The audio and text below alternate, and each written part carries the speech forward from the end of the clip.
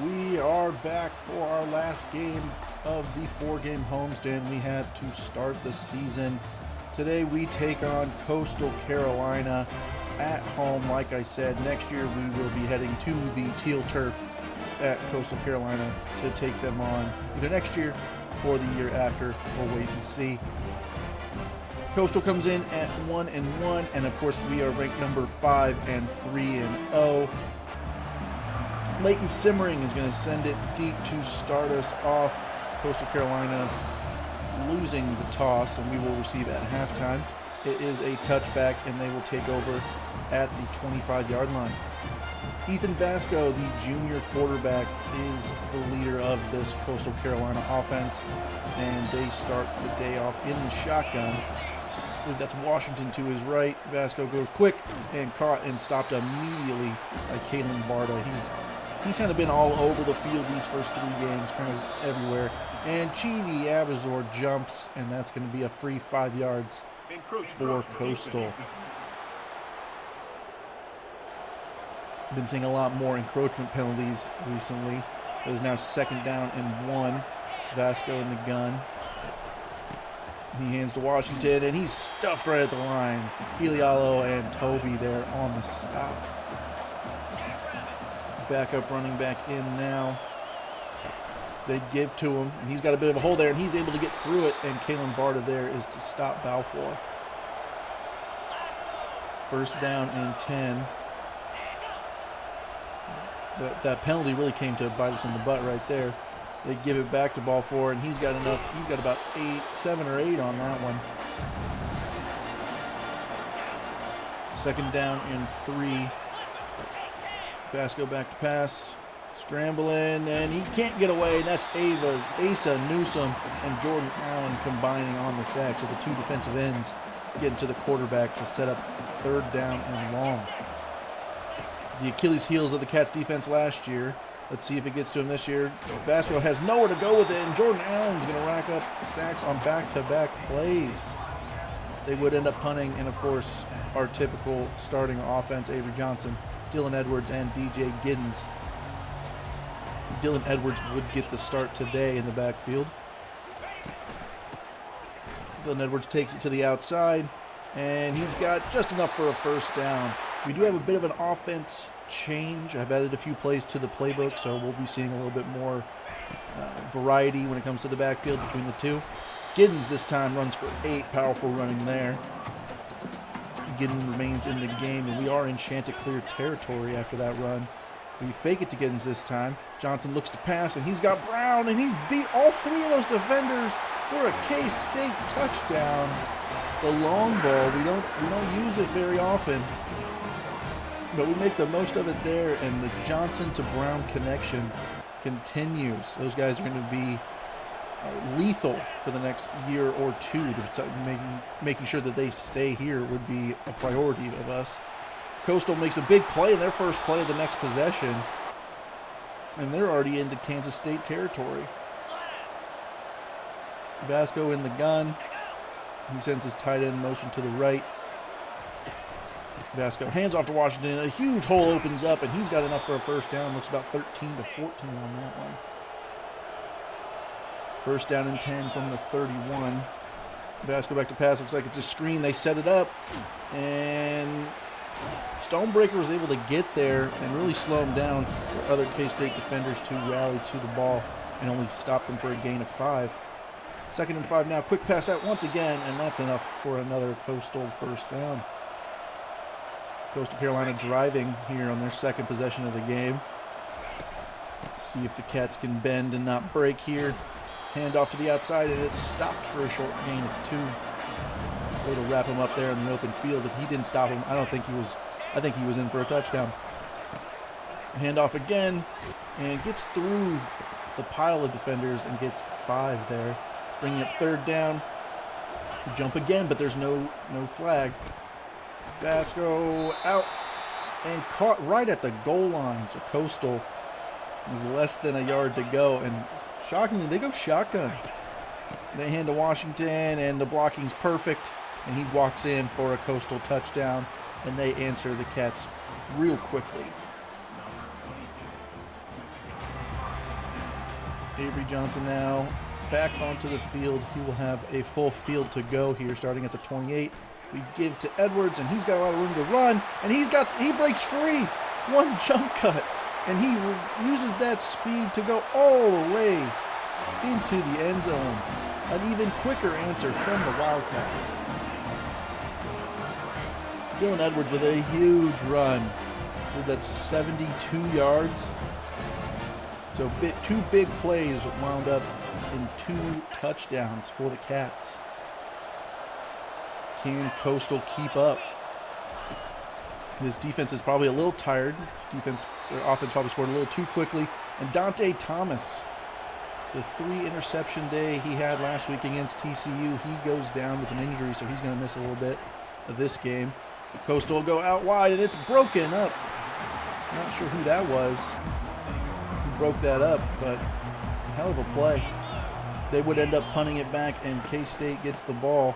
We hand to Giddens, and he looks to make a big play of his own, and he's got a lot of room. Another big play. The Cats' running game has been terrific so far this game, and Giddens and Edwards both have huge gains on their resumes. 2nd down and 10 into Chanticleer territory.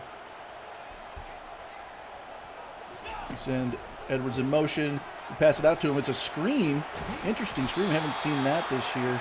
But Dylan Edwards got enough for the 1st down, and that would take us to the end of the 1st quarter. 14-7 with the Cats threatening again. Obviously our rushing, we already are over 100 yards rushing for the day with that 72-yard touchdown. But you notice the time of possession, we've only had the ball for 2 minutes. So, and that's very unlike us. We like to dink and dunk and really break down the defense. Keegan Johnson this time, he brings it into the red zone on a little bubble screen. And the Cats inside the 15-yard line. Early here in the 2nd, we fake it to Giddens, and we give it to Johnson, and he's going for the corner, and he's stopped just short, right about the 1.5-yard line. So they'll bring up 1st and goal. We have DJ Giddens back there in the single back.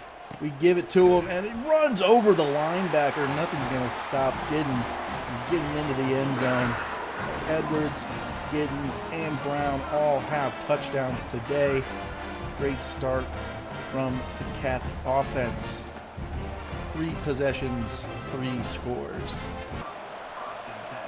Coastal now down 2 touchdowns here early in the 2nd. A lot of time to go. The Coastal probably needs to answer. Doesn't look like their defense is helping them out at all. Cats bring a bit of a blitz. Vasco looks to pass quickly. Out and caught for a very short gain. Would eventually bring up 2nd and 14 after a penalty. Vasco over the middle, and it's picked off.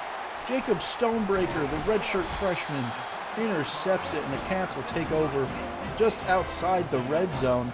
And Jacob Stonebreaker's already waving to the away fans, saying, "You guys are already done."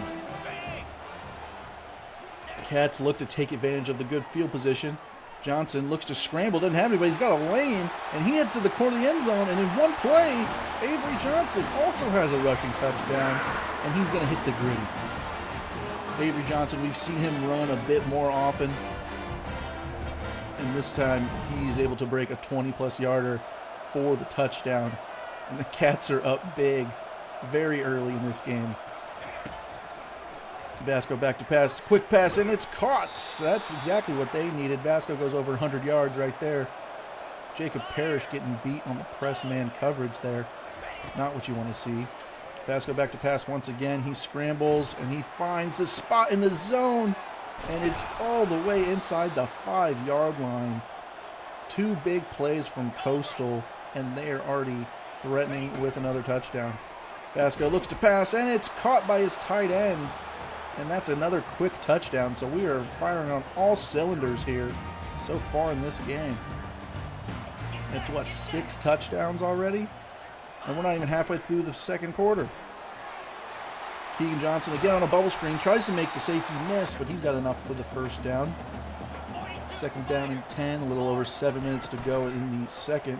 Johnson's on the keeper of the read option. He breaks a tackle, and he's able to get 3, bring up 3rd down. Dylan Edwards to Johnson right.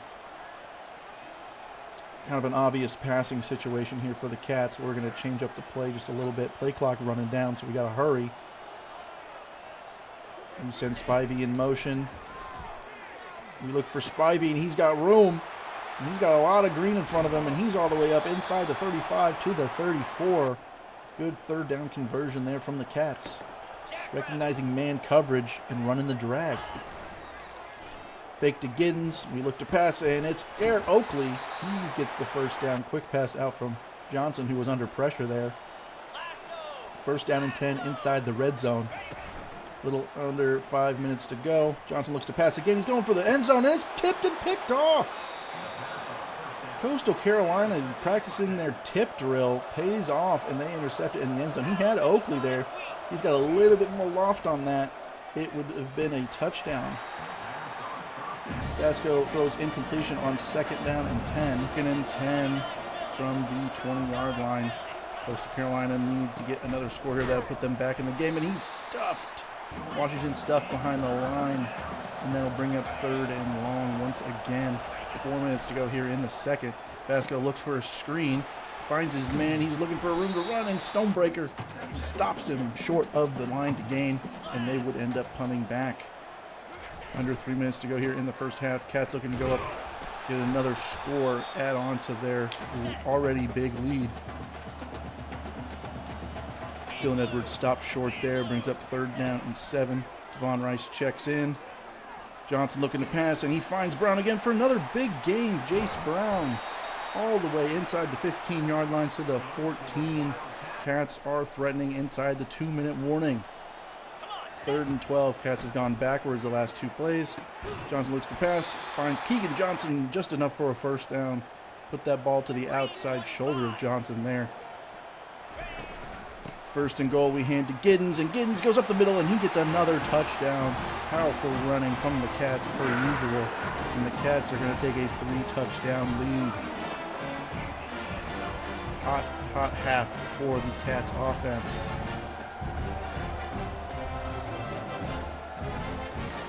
Coastal now down 3 with 52 seconds left in the first half. Can they put points on the board before the end of the half? And Vasco gets away. How did he get out of that? The Cats had him wrapped up in the backfield, and he's able to scamper for close to 25, maybe 30 yards right there. What a play by Ethan Vasco, putting the Chanticleers in great scoring opportunity. Vasco over the middle finds his tight end short of the marker, so they will have to use a timeout. Second down and 3. They did not use a timeout there, pardon me. They go over the middle once again, and this time they have enough for a first down. They'll stop the clock. They will go hurry up. 20 seconds to go. Vasco back to pass, and again finds the curl route, and this time, no, they're still not using that timeout. They're waiting for the very last second. They may just be looking for a field goal here. I don't know if that will do much for them. But Vasco looks to pass, goes over the middle, and it's caught, and a touchdown right at the end of the half. The Chanticleers answer, and that's not what you want to see from the defense. I thought the Chanticleers were just going to settle for a field goal there, holding on to that last timeout, but they're able to put it in the end zone, and it's a 35-21 halftime score. Cats up 2 touchdowns. The pass defense has been a bit suspect as per usual, and we've actually passed the ball ourselves better than we typically have. We're already at 173 yards on 8 for 11 throwing, so very efficient day for Avery Johnson, looking to get that completion percentage up. Cats get the ball back to start the second half. Johnson goes screenplay out to Spivey. He's looking for the edge there, and he's not able to get it, and he's only able to get 4. Second down and 6. Giddens to Johnson's right in the shotgun. Johnson sends Giddens in motion. Johnson looks, fires out to Spivey once again. Good comeback route. A contested catch is enough for the first down. From the 30-yard line now, they hand off to Giddens, and he's going around the edge, and he's got it. And he runs to the safety, and he's able to get 12 on that one up to the 42. Cats changing the play at the line here. First and 20 after a holding call. Was not on Andrew Lengang. But Giddens is able to get all of it back and then some, setting up 2nd down and 3 to just shy of midfield. Johnson in the gun, hands to Giddens, and he's swallowed up, not able to go anywhere. Looks like Gus Hawkins kind of got overpowered there at the line and got in Giddens' way. But it does lead down to 3rd and 3. Johnson play action. He's scrambling. He wants a man deep. He's got him, and it's just tipped down. Cornerback made a good play on the ball. Almost had another touchdown there. Just a little bit more on that one. But Coastal will take over at the 20, and it's picked off. And it's Dante Thomas again. Another pick 6 for Dante Thomas. He had 3 interceptions against TCU last week, and he's got another one here today.